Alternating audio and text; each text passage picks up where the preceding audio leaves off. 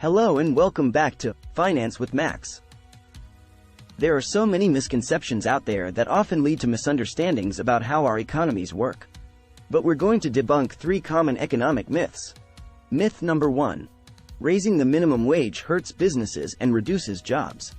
One of the most common myths is that raising the minimum wage is detrimental to businesses and leads to job losses.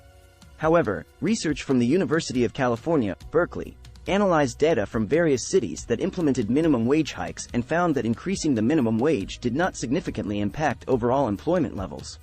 In fact, in some cases, it led to increased productivity and reduced employee turnover. Consider Denmark, a country known for its high minimum wage standards. Danish workers enjoy a relatively high minimum wage, yet their unemployment rate remains lower than many other countries with lower minimum wages. Another case is Germany, where the minimum wage was introduced in 2015. Despite initial concerns about job losses, the German economy continued to grow, and the country experienced record low unemployment rates in subsequent years. These examples support the idea that a well-calibrated minimum wage can benefit both workers and businesses. Myth number 2. Immigrants take jobs away from native workers. Research from the National Academies of Sciences, Engineering, and Medicine in the United States indicates that immigrants' impact on native-born workers' job prospects is minimal.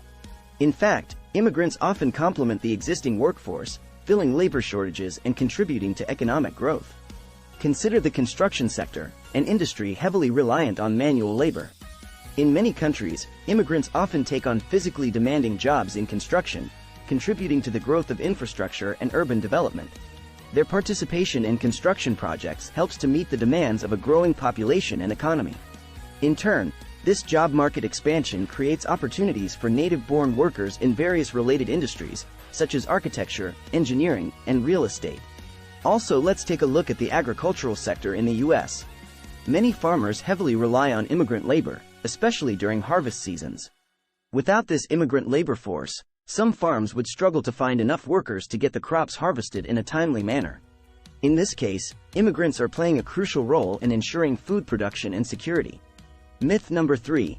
Austerity is the best solution for economic crisis. The idea is to cut public spending and reduce deficits to stimulate economic growth. However, research from the International Monetary Fund has shown that harsh austerity measures can lead to prolonged economic downturns, deeper recessions, and increased unemployment. Look at Greece's debt crisis in the early 2010s. The country initially implemented strict austerity measures, resulting in significant budget cuts and tax increases. The outcome?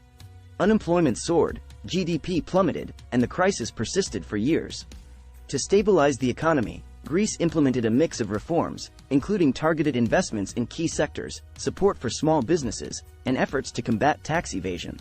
These policies aim to stimulate economic activity while still managing fiscal responsibility.